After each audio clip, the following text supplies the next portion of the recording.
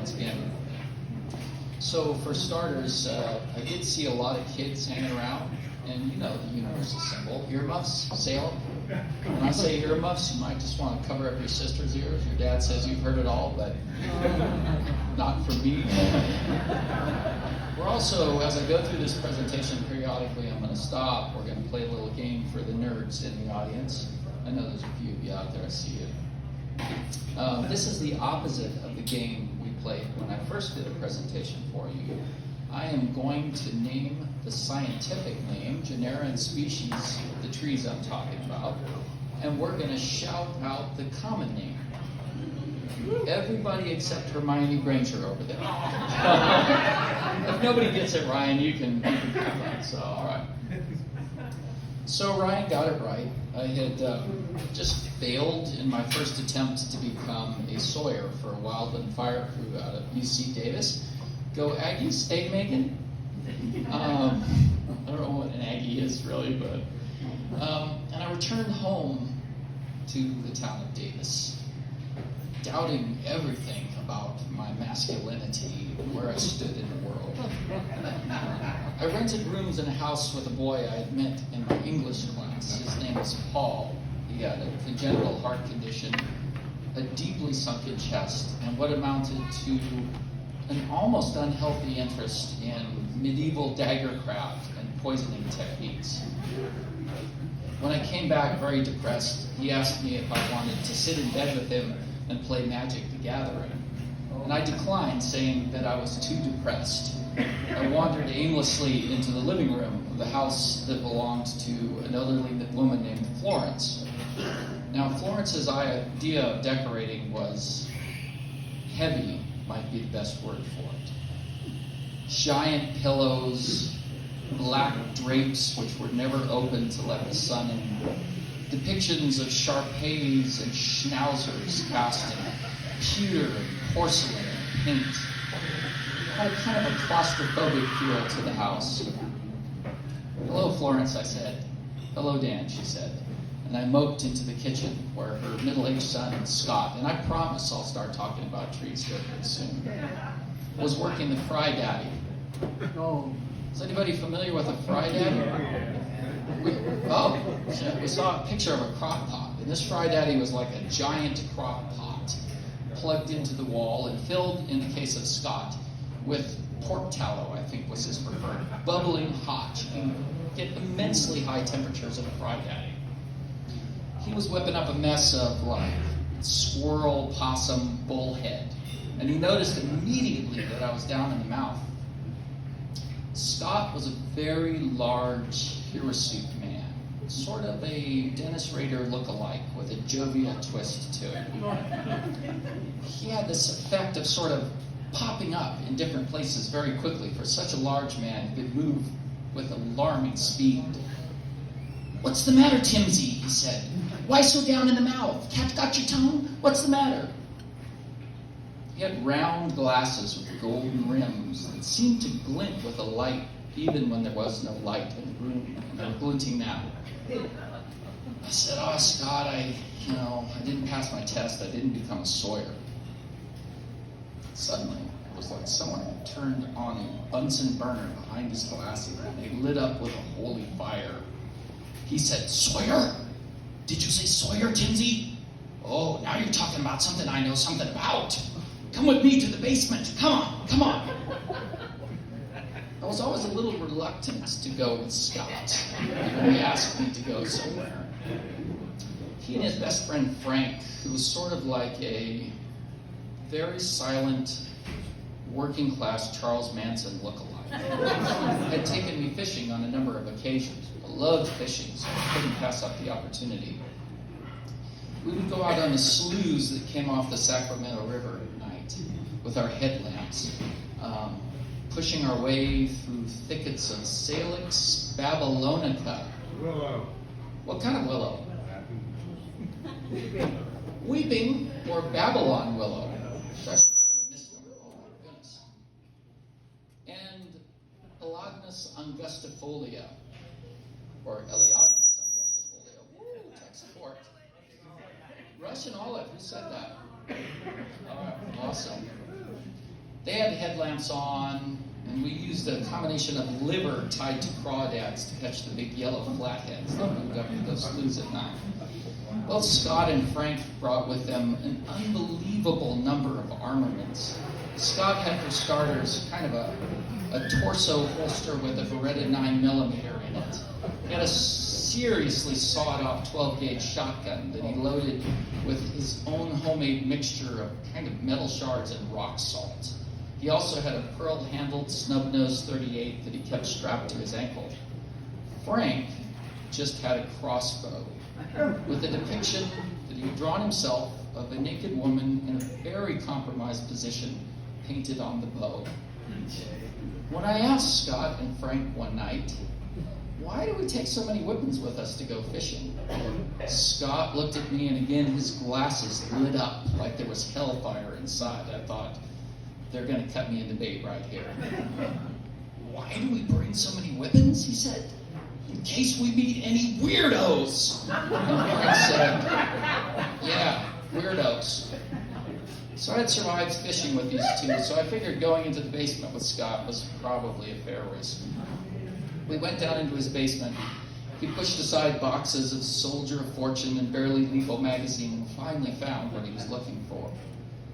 It was a beautiful, ancient, vintage 1962 Olympic chainsaw. It was sort of a baby sky blue color. I couldn't tell you the model number, but it had the displacement of maybe a Honda Civic. It was huge. Didn't work, of course. It hadn't worked since 1975. But as we were in the basement, Scott began to tell me the story of how he had acquired this saw. He said that he was a conscious objector during the Vietnam War. And I said, conscientious? No, he said. A conscious objector, do you get it? I said, yeah, yes. Put the saw together and told me how he'd been sent to prison and had used the wires from his bed spring to garrote another inmate, and then had escaped from prison and run to British Columbia to escape the war. In British Columbia, he had become a logger. Oh, he said, Timsy, here's where I'm going to come back on topic. I will teach you the art of felling trees. You will learn. I will teach you everything about how to use this saw. You must cradle it like a baby or a beautiful woman in your hips. And he showed me how instead of, many people when they first run a chainsaw will keep it as far away from their bodies as possible. But really, you want to set it on your thigh or your hip and use your body to work the weight of that saw, especially this saw.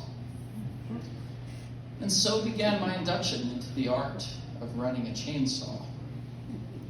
Now, I must say at the time, the diameter of my thighs was probably about that of Megan Kaminsky's forearms, which is not to say that Megan Kaminsky's forearms are huge. Immense. Sorry. The weather was getting good.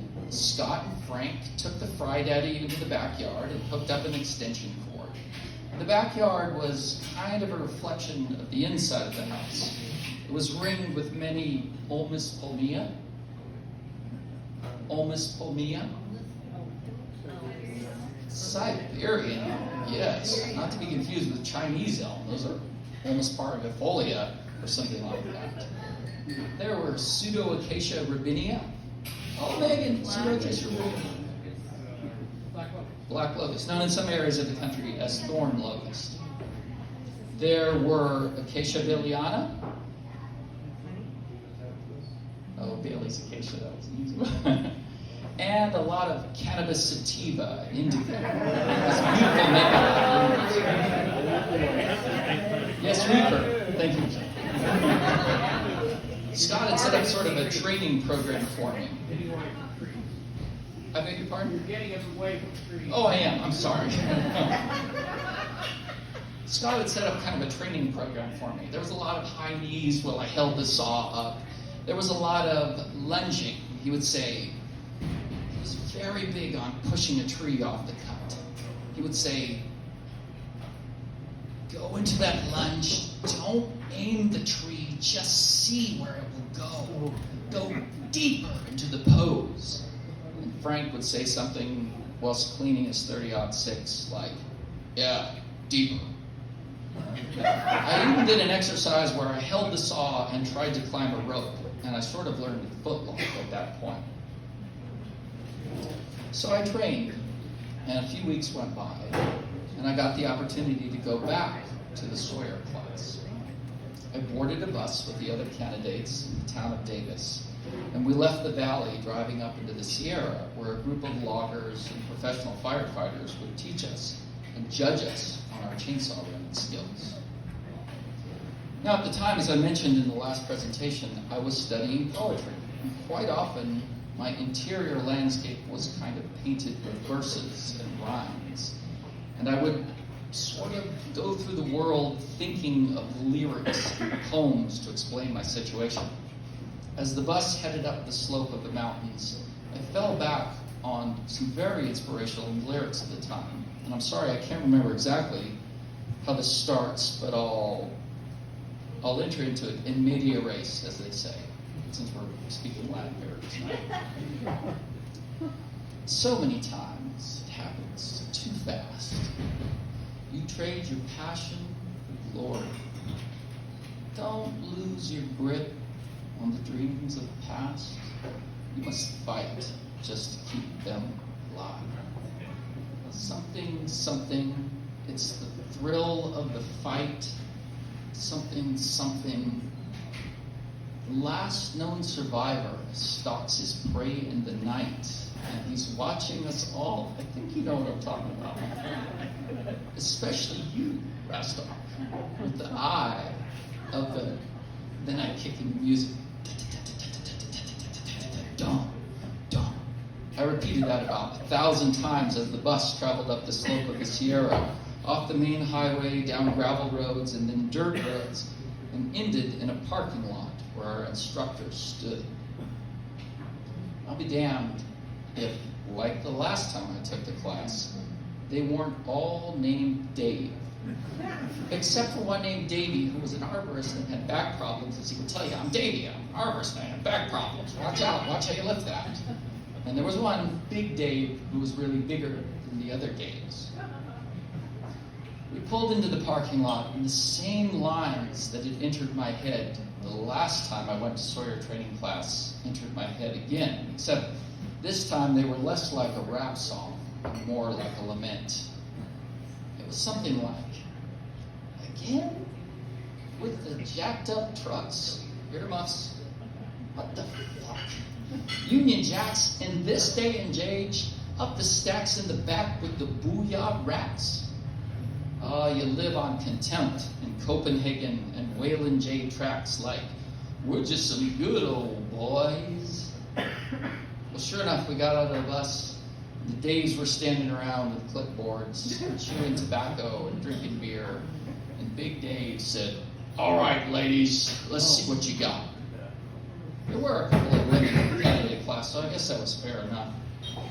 And I'm sorry, this is at the absolute opposite end of the poetic and moral spectrum that Megan's talking about in relation to trees. So, I had prepared myself. I had trained with Scott, Frank. I had borrowed my father's logging boots, which were about 4 sizes too large, which is stuffed along with newspaper in the toes. I even found some Levi's 501s at a yard sale. I think I had failed my last Sawyer training class, mostly because I was left-handed, which causes you to place the business end of the chainsaw closer to your body than you would want it. My choice of footwear had also been Doc Martens with hot pink laces, and I wore sort of a khaki lederhosen length pants. This time I had Levi's 501s, which were also quite a bit too big, but Scott had trussed me up with parachute cord. My father's boots, was even a ring of a skull can in the back of the Levi's 501s. And I steeled myself to act masculine in a way that the Daves would appreciate.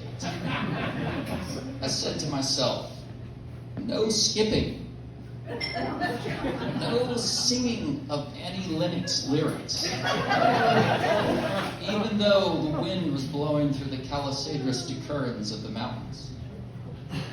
The Calisatus decurrens. Oh. Do you know that of the 5 largest conifers in the world, 4 of them exist on the west coast of this country?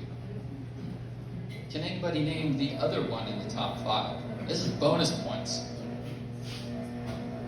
It's a kauri tree in New Zealand, and I've forgotten the land name, I'm sorry. Well, eucalyptus can be bigger. These are conifer trees, the 5 largest conifers. There is Thuja plicata. What's a Thuja plicata? Do I hear something? Western red cedar, true cedar, western red cedar, and Picea sitchiensis. Oh, Ryan, go ahead. I don't know the Picea is Picea, but... It's a Sitka spruce. Okay. Big tree. Anyway, sorry, that was a digression. I couldn't help it. This is about trees. So I had prepared myself. No skipping, no singing any Linux lyrics. Sweet dreams are made of this. I would keep myself, I would work strong, but arrogant and slow. I schooled myself, and I went through the class. We cut down trees, we drug brush, we made fires to stop fires. And the Daves had this thing they did. They would stand back and watch you with their clipboards. Again, chewing tobacco, sometimes drinking beer. If you did a very poor job of falling a tree and it went, say 90 degrees off course, it would spit in a way that almost reached you. There was one boy in the Sawyer course who was a bull rider and had grown up on a ranch. And when he fell a tree, it would spit in a way that was almost at their feet. I may say at this point that I so badly wanted to become a Sawyer. I wanted to lead my troops into battle. I hated the Daves, but I wanted to be the Daves. And so I worked and I worked, but I had terrible doubts in my mind that I would once again fail the class. It came to the last day of the class, and the Daves were down on a logging deck in a parking lot, hanging around their trucks. And the tired, bedraggled crew of us was coming down from a hill. It was a very steep hill, which was really more like a cliff. That was the last stretch before you reached the logging deck. And as we came to the edge of that hill, Big Dave stepped out of the crowd and said, "All right, let's see how you boys and girls do getting down that hill. This is your last test." We were somewhat like a group of lemmings. We milled around a little bit, and I don't know, there was a boy named Antoine, and I don't know if he was pushed or if he just fell. He let out a screeching sound in the back of his throat, sunk to his bottom, and slid down the rough hill to the bottom. The Daves all spat in unison. And then one by one, the Sawyer candidates made their way down the hill, clinging to Pinus lambertiana. I don't know if I said that right. Oh man, this is One more time. Pinus lambertiana. Biggest pine in the world. Sugar pine. Clinging to sugar pine saplings, they adore cedars. They made their way down the hill. Now I was a little bit like the penguin who knows there's a fucking leopard seal in the water. So I was kind of staying toward the back of the crowd until finally there was no one left to go down that hill. And I was the last one on the top. Again, my heart was filled with serious doubts as to whether I would pass the muster of the Daves. I was sweating and my anxiety had kicked up to super levels. And a poem that I had been composing over the weekend entered my head. Serious earmuffs here. It's kind of a non-traditional haiku, and it went something like this. Fuck you, redneck motherfuckers. Fuck you. And the fucking gas portals of the monster trucks you drove in on. Fuck. I backed up a few steps, kicked my song on, and I ran. I figured if I'm going to go down, I'm going to go down with style. I got to the edge of that hill, and it was really steeper than I thought. My leg went over, and I fell. Well, I would have fallen had I not remembered what Scott had told me. Your chainsaw, Timsy, is both a sword and a shield. When the Widowmaker falls, when the spring pole backs up, chainsaw! I popped my chainsaw and hit the first tree on the way down and spun around a little bit. And I also remembered what my father had told me. When you're going down a steep hill, son, act like a mountain goat, side to side. I barely got my foot down and I changed directions. Now this hill was maybe 15% trees and 85% rocks, sort of between the size of your fist and your head. As I hit the ground, jumping back and forth, I started to dislodge rocks, which started to tumble down the hill. Most of the Sawyer candidates and Davy ran behind the trucks. In fact, everybody ran behind the trucks except for Big Dave, who stood at the bottom of the hill with his arms crossed. I went catapulting down the hill with my legs wheeling. One of the boys, Antoine, later told me, "You were yelling the whole way like a battle cry." That was pure terror, actually. I barely made it by the skin of my teeth to the bottom, and I skidded to a stop in front of Big Dave with my saw up, my teeth bare, and my eyes like a... Big Dave, who I noticed, he had a cut-off flannel shirt, you know the type, with the shoulders. And his deltoid muscles were approximately the diameter of my chest. A manly rug of hair protruding from the top of that flannel shirt, and a trucker's cap on. And he looked down at me, and looked over at his classic Chevy that one of my rocks dented. Then he did something interesting. He turned almost all the way away from me and spat. And he looked over at the other Sawyer candidates and he said, "Now that's how you get down a fucking hill." And that is how I became a Sawyer. Thank you.